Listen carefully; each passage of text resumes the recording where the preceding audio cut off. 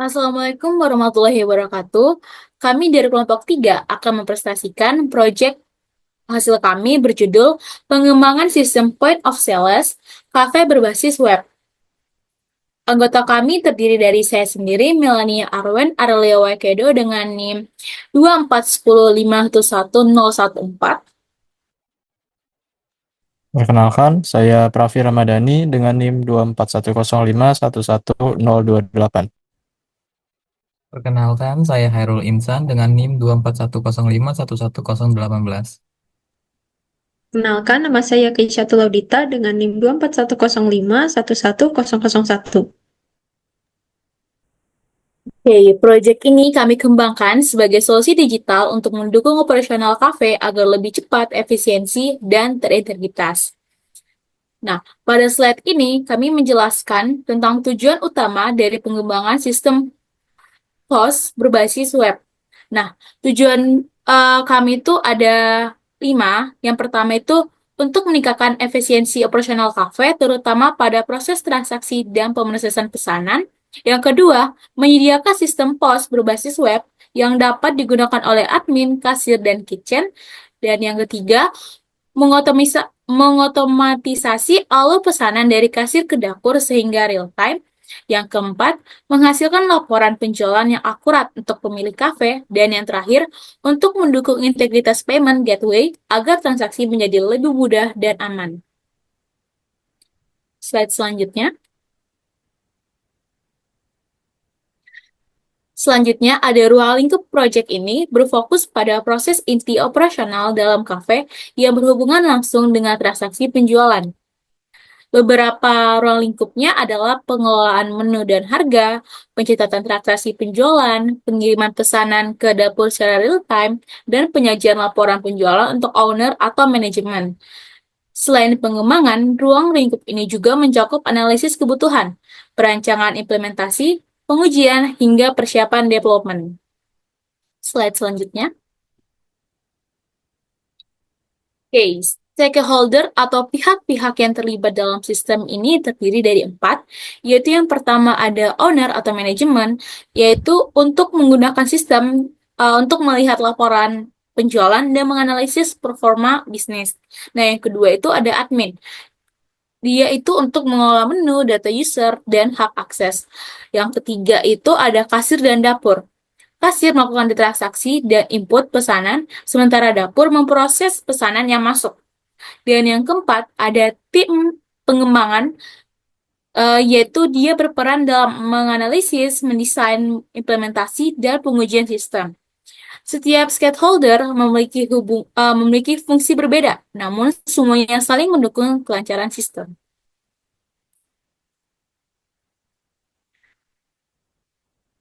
Selain itu, pengembangan sistem ini juga memiliki beberapa resiko yang harus diantisipasi, yaitu yang pertama, adanya gangguan jaringan atau server yang dapat menghambat transaksi. Yang kedua, ada kesalahan perhitungan data akibat bug. Dan yang ketiga, ada ancaman keamanan seperti akses tidak sah ke sistem. Mitigasi yang dilakukan adalah melalui pengujian menyeluruh, pemantauan server, serta penerapan standar keamanan aplikasi dan kontrol akses berbasis role. Selanjutnya, ada tentang kebutuhan fungsional. Nah, pada tahap ini, sistem harus mampu mendukung proses inti dari kafe. Nah, untuk kebutuhan fungsional sendiri meliputi ada 4. Yang pertama itu pengelolaan menu seperti menambah, mengubah, dan menghapus item. Yang kedua ada pencatatan transaksi penjualan termasuk total harga dan metode pembayaran. Yang ketiga ada pengiriman pesanan ke dapur sehingga dapur bisa langsung memprosesnya. Dan yang terakhir yaitu penyajian laporan penjualan yang diperlukan oleh owner untuk mengevaluasi bisnis.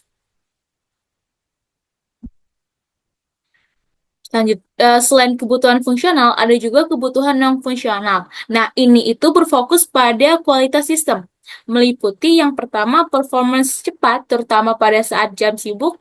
Yang kedua, ada reliability tinggi, agar sistem stabil dan tidak mudah error.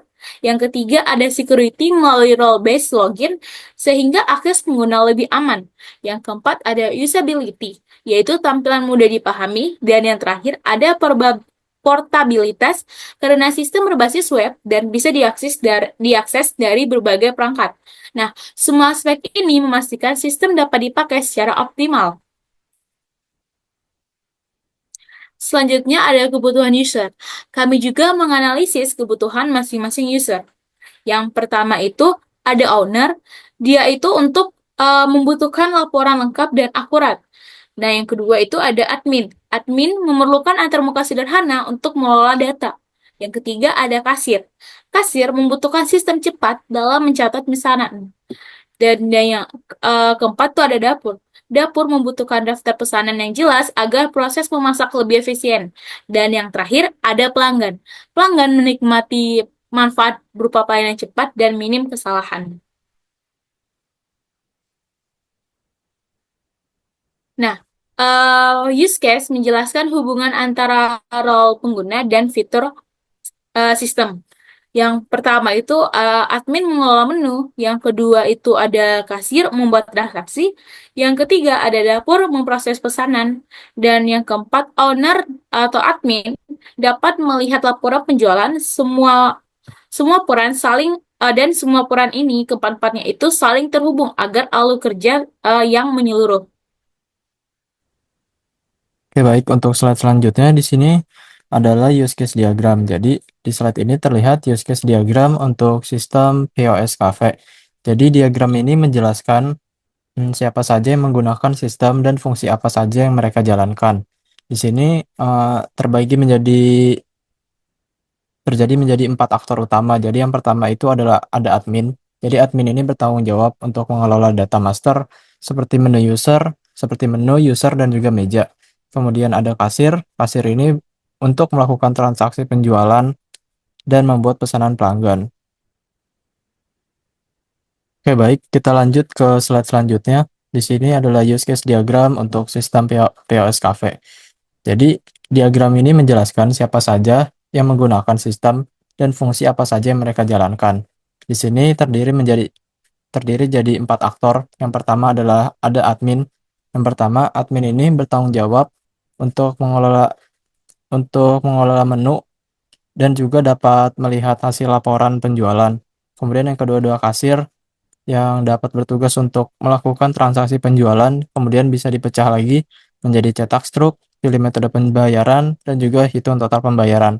Kemudian selanjutnya ada staf dapur, kitchen, yang bertugas untuk memproses pesanan di dapur yang sudah dibuat di kasir, dan kemudian terakhir adalah owner atau manajemen, fokus pada untuk melihat laporan penjualan. Selanjutnya di sini adalah activity diagram. Jadi activity diagram ini untuk login dan navigasi dashboard. Jadi untuk jika kita lihat alur untuk activity diagramnya bisa dilihat untuk pertama-tama yaitu start. Jadi proses dimulai ketika user membuka website POS Cafe berbasis web ini. Kemudian setelah itu user diarahkan ke halaman login. Kemudian setelah diarahkan ke dalam halaman login, user memasukkan username dan juga password. Nah, setelah memasukkan username dan password, sistem melakukan validasi, sebuah validasi kredensial. Jika salah, maka flow kembali ke aktivitas sebelumnya, input username dan juga password, dan muncul pesan error. Namun jika benar, flow akan dilanjutkan ke dalam aktivitas berikutnya, yaitu setelah berhasil login. Setelah berhasil login, user akan diarahkan ke dashboard. Nah, jadi di dashboard ini kemudian user bisa memilih berbagai menu navigasi. Misalnya masuk ke dalam order list, daftar pesanan, masuk ke menu manajemen, masuk ke user manajemen, masuk ke table manajemen. Dan nah, baik, kemudian selanjutnya setelah user berhasil login, user akan diarahkan ke dalam dashboard. Nah, dari dashboard ini user bisa memilih berbagai menu navigasi. Misalnya yang pertama adalah masuk ke dalam menu order list. Kemudian bisa di next slide. Selanjutnya, user bisa masuk ke dalam menu manajemen, user manajemen, dan juga terakhir table manajemen. Kemudian di akhir alur, ketika user selesai menggunakan sistem dan logout, aktivitas akan berakhir di end. Nah, jadi activity diagram ini menunjukkan bahwa semua interaksi dimulai dari login, lalu bercabang ke beberapa fitur utama di dalam dashboard tergantung kebutuhan user. Next slide. Nah, baik. Jadi untuk slide selanjutnya, yaitu sequence diagram login sampai dengan dashboard. Nah, jadi sequence diagram pada slide ini menjelaskan interaksi antar komponen saat user login. Jadi bisa kita lihat pada gambar, lifeline umumnya terdiri dari user, browser atau UI web, server atau backend, dan juga database. Nah, jadi untuk alurnya, bisa kita lihat pertama, di sini user mengakses halaman login, kemudian browser mengirim request ke server untuk menampilkan login form. Kemudian user mengisi username dan juga password mereka, lalu klik tombol login. Kemudian selanjutnya browser mengirimkan request autentikasi, misalnya HTTP post atau login. Kemudian selanjutnya server memeriksa ke dalam database, mengambil data user berdasarkan username atau email, kemudian membandingkan password yang dimasukkan dengan password hash di database. Nah, kemudian selanjutnya, jika valid, maka server akan membuat session atau token. Server mengirim respons sukses ke browser beserta data yang dibutuhkan untuk menampilkan dashboard. Dan selanjutnya, browser akan menampilkan halaman dashboard. Nah, selanjutnya, jika tidak valid, maka server mengirim respons error. Dan selanjutnya, browser menampilkan pesan error dan tetap di halaman login. Nah, bisa next slide. Nah, baik, selanjutnya kita masuk ke dalam sequence diagram untuk bagian flow order, detail, add item, and process. Pada slide ini, sequence diagram menggambarkan bagaimana kasir dapat berinteraksi dengan fitur order list dan juga order detail. Nah, jadi pertama-tama si user ini atau nanti kasir memilih menu order di dashboard. Kemudian browser mengirimkan request ke server untuk mengambil daftar order. Kemudian server mengquery database, tabel orders, dan mungkin order item, lalu mengirim balik ke dalam daftar pesanan. Kemudian selanjutnya, browser menampilkan order list ke kasir. Kemudian ketika kasir mengklik salah satu order untuk melihat detail, browser mengirim request detail order. Kemudian server mengambil data, orders, dan juga orders item. Kemudian server mengirim respons berisi rincian pesanan. Dan terakhir, browser menampilkan detail order. Nah, selanjutnya, untuk di halaman detail order, di sini user atau kasir dapat menekan tombol add order item. Kemudian, browser menampilkan form untuk memilih menu dan juga quantity. Nah, selanjutnya, setelah form diisi dan disubmit, browser mengirim request ke server dengan data item yang akan ditambahkan. Kemudian selanjutnya server memproses. Server memproses 3 hal. Yang pertama, validasi data. Menu itu ada atau stop itu cukup atau tidak. Kemudian menambahkan record ke dalam tabel order items. Dan terakhir, menghitung ulang total pesanan jika diperlukan. Kemudian tahap selanjutnya, yaitu server mengirim respons sukses ke browser. Dan terakhir, yaitu browser merefresh tampilan detail order. Dan sekarang berisi item baru. Lanjut next slide.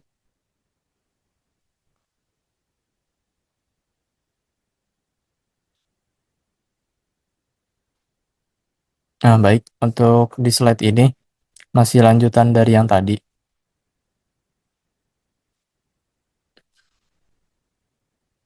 Yaitu untuk proses ini, untuk lanjutan alur dari proses tadi, yaitu kasir atau kitchen memilih order tertentu di dalam layar. Nah, kemudian selanjutnya, user mengubah status, misalnya pilih proses atau settled, dan menyimpannya. Kemudian browser mengirim request ke server lagi, berisi status baru. Kemudian server memvalidasi bahwa 2 hal. Yang pertama adalah order benar-benar ada, perubahan status valid. Nah, selanjutnya server mengupdate record di tabel orders.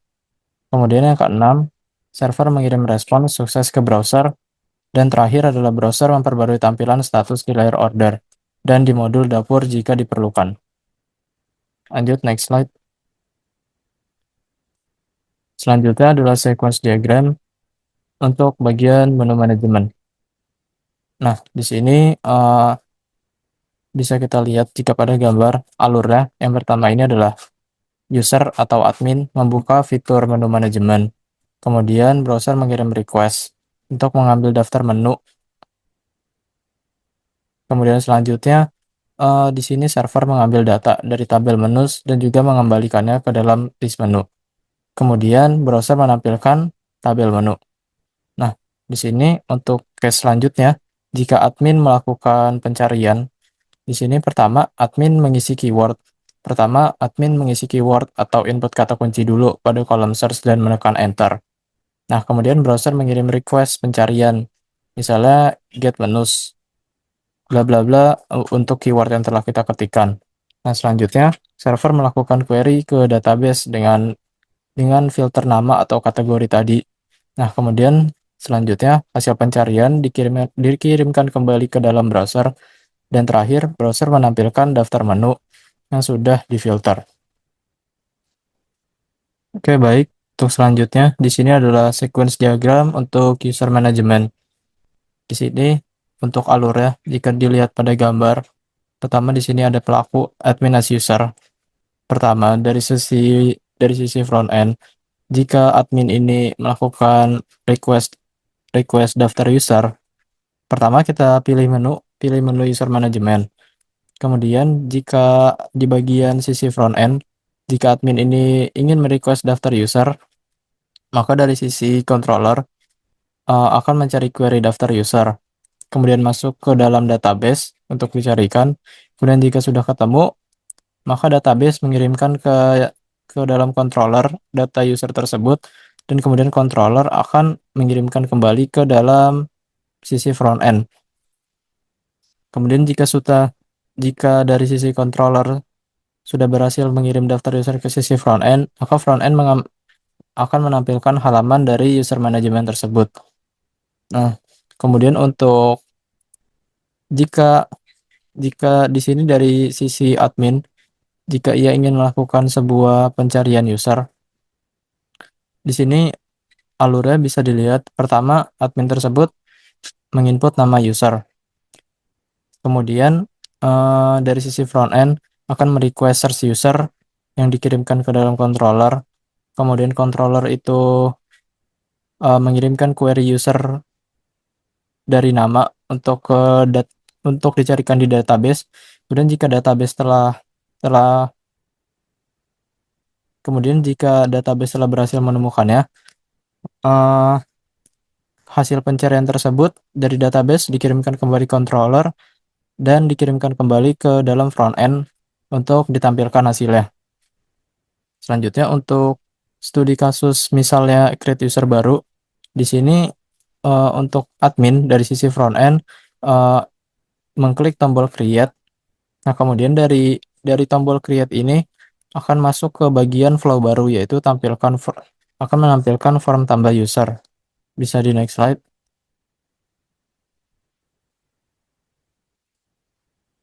Nah, kemudian setelah tadi tampilkan form tambah user, nah, kemudian admin tersebut mengisi data user dan juga menekan tombol submit.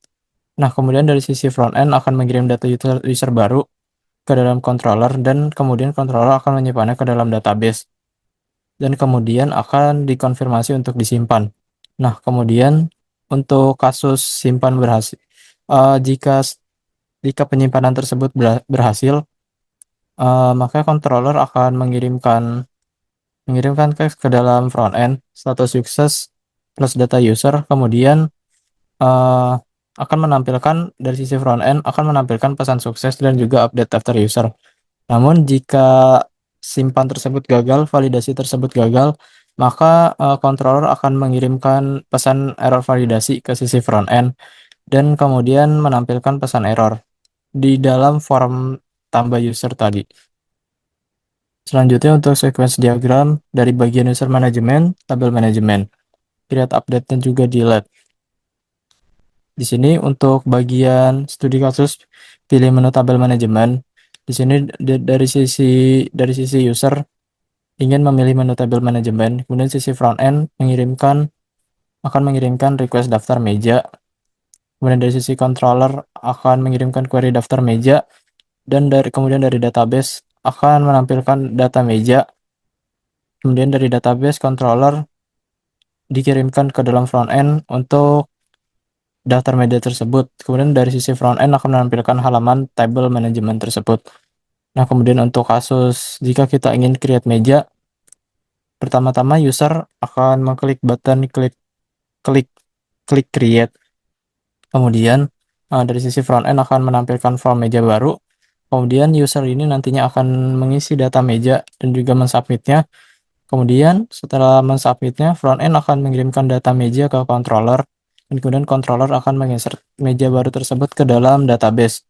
Kemudian database itu akan mengkonfirmasi ke controller, kemudian controller akan dan kemudian setelah controller akan ke front end, dan front end tersebut akan menampilkan status sukses. Dan nantinya user akan melihat tampilkan pesan sukses dan juga update daftar meja tersebut. Bisa di next slide. Selanjutnya untuk misal kasus untuk update meja. Jadi jika pertama-tama user jika ingin mengupdate meja, pertama user akan mengklik tabel meja tersebut, kemudian user akan mengklik tombol edit, kemudian sisi front end akan menampilkan form edit meja. Dan kemudian user tersebut bisa mengubah data dan juga mensubmitnya kembali. Setelah user mensubmitnya kembali, data meja yang telah diupdate akan dikirim ke controller, dan controller akan meneruskannya ke dalam database untuk diupdate. Dan setelah itu database akan mengkonfirmasi, kemudian dilanjutkan ke controller, dan di front end akan muncul status sukses dan juga tampilkan pesan sukses. Dan juga update daftar meja tersebut berhasil. Nah, kemudian selanjutnya jika user ingin mendelete meja, seperti tadi, user mengklik delete pada meja tersebut, kemudian dari sisi front end akan menampilkan dialog konfirmasi, dan setelah user ingin mengkonfirmasi apa saja yang ingin dihapus, kemudian uh, kemudian controller meneruskannya ke database untuk mendelete data meja tersebut. Setelah dikonfirmasi, status sukses dikirimkan dari front end, dan user dapat melihat tampilkan pesan sukses dan update daftar meja. Baik, kita masuk ke dalam slide selanjutnya, yaitu untuk class diagram. Jadi class diagram di slide ini menggambarkan struktur data utama dalam sistem PASKV kami. Jadi di sini ada beberapa kelas penting. Yang pertama ada user. User berisikan berbagai atribut. Yang pertama ada ID, name, email, password, hash, kemudian role. Jadi user ini dipakai untuk autentikasi dan otorisasi sebagai admin, kasir, kitchen, maupun owner. Kemudian selanjutnya ada orders. Di sini orders ini memiliki berbagai atribut. Yang pertama ada ID, customer name, create ad, status, user ID, table ID. Jadi setiap order ini akan mewakili setiap satu transaksi pemesanan. Kemudian kita lanjut ke dalam order items, memiliki atribut ID, quantity, price, order ID, menu ID. Dan di dalam order ID ini memiliki relasi banyaknya order items untuk setiap satu orders, yaitu relasi one to many. Kemudian selanjutnya untuk menus memiliki atribut ID, name, price, is available, and category ID. Jadi menu ini bersifat untuk menyimpan daftar menu makanan atau minuman. Selanjutnya ada kategoris. Kategoris ini memiliki atribut ID dan juga name. Untuk kategoris ini berelasi one to many dengan menus, dengan satu kategori punya banyak menus. Dan terakhir untuk bagian table memiliki atribut ID, name, capacity, and status. Table ini yang akan menggambarkan meja yang digunakan untuk pesanan di kafe. Oke, lanjut.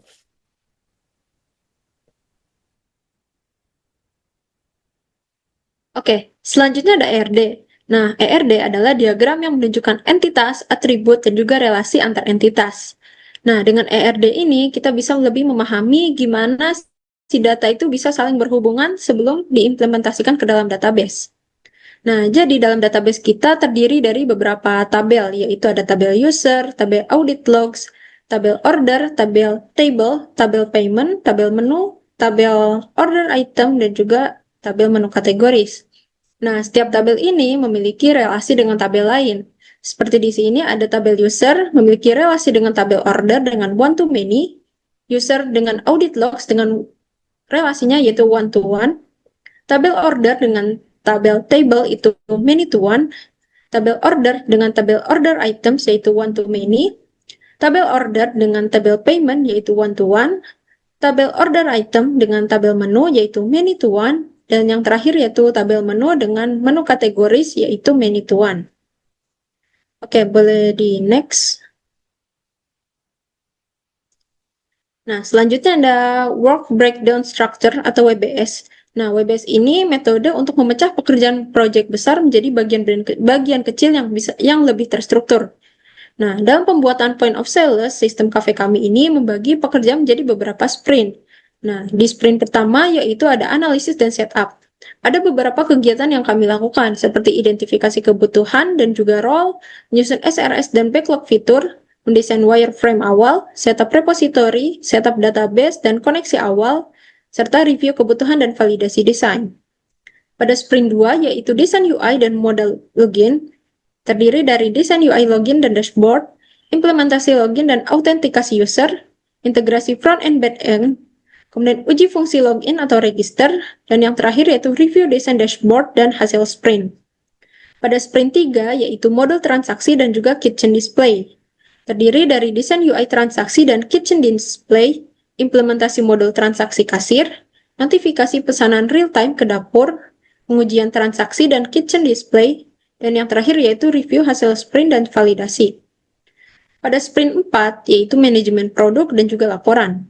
Terdiri dari desain UI manajemen menu dan laporan, implementasi CRUD atau Create, Rate, Update, dan juga Delete menu, kemudian ada implementasi laporan penjualan harian dan bulanan, uji fitur CRUD dan juga laporan, serta validasi format dan hasil sprint. Kemudian pada sprint 5 yaitu integrasi, testing, dan juga deployment. Ada beberapa kegiatan yang kami lakukan, yaitu integrasi seluruh modul, pengujian integrasi, UAT internal bersama tim cafe, deployment ke hosting, kemudian review akhir dan perbaikan bug minor. Dan yang terakhir yaitu sprint 6 yaitu dokumentasi dan juga presentasi. Di sini ada penyusunan dokumentasi teknis dan arsitektur, pembuatan user guide untuk admin dan juga kasir, penyusunan laporan akhir project, pembuatan slide presentasi dan demo sistem, dan yang terakhir yaitu presentasi project dan serah hasil akhir. Oke, boleh di next. Oke, di sini adalah bentuk WBS saat kita menyimpannya dalam platform manajemen kerja yaitu Asana. Boleh di next. Oke, selanjutnya di sini ada Gantt chart. Nah, Gantt chart ini yaitu diagram batang yang digunakan untuk menggambarkan jadwal proyek. Nah, di sini terlihat bahwa jadwal proyek kami ini dimulai di bulan September sampai bulan November. Dan next. Oke, selanjutnya ada estimasi biaya. Nah, estimasi biaya kami itu terdiri dari dua, yaitu biaya tenaga kerja dan juga biaya non-personil. Nah, untuk biaya tenaga kerja ini, kenapa kita kali dengan 46? Karena pengerjaan kami ini terdiri dari 46 hari. Untuk biaya tenaga kerja sendiri ada pengembang yaitu 2 orang sebesar 73.600.000, kemudian ada desainer 1 orang sebesar 27.600.000, kemudian ada QA 1 orang sebesar 23 juta, dan terakhir ada manajer project terdiri dari 1 orang sebesar 41.400.000, sehingga total kerja kami yaitu ada 165.600.000. Kemudian untuk biaya non personil, yang pertama ada subtotal non personil tetap itu sebesar 18.200.000. Kemudian ada subtotal sebelum kontingensi sebesar 183.800.000. Kemudian ada kontingensinya sebesar 10% sebesar 18.380.000. Sehingga total estimasi biaya proyek itu sebesar 202.180.000. Oke, boleh di next. Oke, kemudian ada Raci chart. Nah, Raci chart ini yaitu matriks yang digunakan untuk menjelaskan siapa aja sih yang bertanggung jawab, siapa aja yang berwenang mengambil keputusan, siapa yang harus dikonsultasikan, dan juga siapa aja yang perlu diinformasikan. Nah, jadi tulis Raci sendiri ini adalah singkatan. R itu responsible atau orang yang mengerjakan tugas, A itu accountable yaitu orang yang bertanggung jawab penuh, kemudian C atau consult yang memberi masukan, dan terakhir I atau inform yang perlu diberinformasikan. Nah, pada sprint 1 yaitu analisis dan juga setup, project manager ini accountable, sistem analis ini responsible, UI UX designer ini responsible, full stack developer itu responsible, dan juga QA itu consultant. Pada sprint 2 yaitu desain UI dan modul login. Project manager ini accountable, sistem analis ini consult, UI UX designer ini responsible, full stack developer responsible, dan juga QA ini responsible. Kemudian pada sprint 3, project manager yaitu accountable, sistem analis ini consultant, UI UX itu consultant, full stack developer itu responsible, dan juga QA ini responsible. Kemudian pada sprint 4 yaitu model manajemen, produk, dan juga laporan. Project manager ini accountable, sistem analis ini sebagai responsible, UI UX itu sebagai consult, kemudian full stack developer sebagai responsible, dan juga QA ini sebagai responsible. Kemudian pada sprint 5 yaitu integrasi testing dan juga deployment. Nah, project manager ini sebagai accountable, sistem analis sebagai consult, kemudian UI UX sebagai inform, kemudian full stack sebagai responsible, dan juga QA sebagai responsible. Dan yang terakhir yaitu sprint 6 yaitu dokumentasi dan juga presentasi. Di sini project manager sebagai accountable, kemudian sistem analis sebagai responsible, UI UX sebagai responsible, full stack sebagai responsible, dan juga QA sebagai consult. Oke. Baik, berikutnya di sini ada bagian tampilan login. Untuk di tampilan login tersendiri, di sini ada pengguna memasukkan username dan password sesuai role masing-masing. Lalu setelah itu, apakah untuk tujuannya adalah untuk memastikan hanya pengguna yang berhak yang dapat mengakses sistem. Setelah sistem login sudah berbasis role-based access, sehingga setiap pengguna hanya bisa memakai fitur sesuai hak aksesnya. Lalu berikutnya di sini ada tampilan dashboard, yang dimana di tampilan dashboard ini pengguna dapat melihat ringkasan aktivitas utama sistem yang biasanya menampilkan informasi seperti jumlah transaksi hari ini, pendapatan, jumlah menu, dan ringkasan pesanan. Lalu dashboard juga berfungsi sebagai pusat informasi cepat untuk admin atau owner dalam memantau performa harian.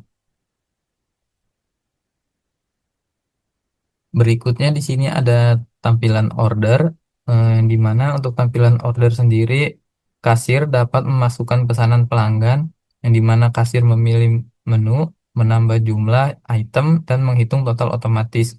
Lalu serta memilih metode pembayaran, dan mengirim pesanan ke dapur secara real time. Tampilan ini dirancang agar proses input cepat dan meminimalkan kesalahan saat transaksi.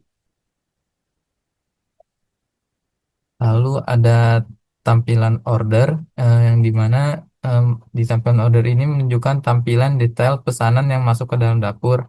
Setelah daftar pesanan ditampilkan secara jelas, lengkap dengan item menu dan statusnya, dapur dapat menandai pesanan sebagai diproses atau selesai, dan statusnya akan muncul kembali di kasir secara otomatis.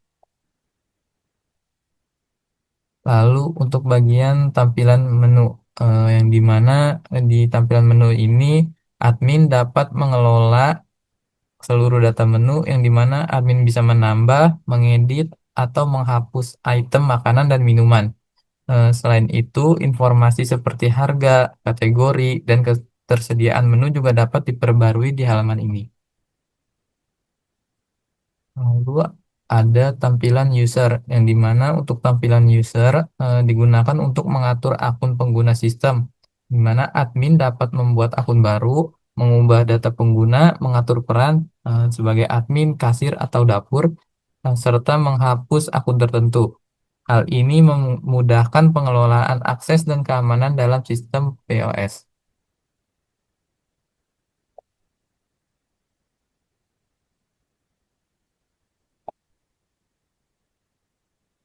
Oke, baik. Demikian presentasi mengenai pengembangan sistem web POS Cafe dari kelompok kami. Kami berharap sistem ini dapat membantu usaha kafe dalam meningkatkan efisiensi transaksi dan pengelolaan operasional. Terima kasih atas perhatiannya. Wassalamualaikum warahmatullahi wabarakatuh.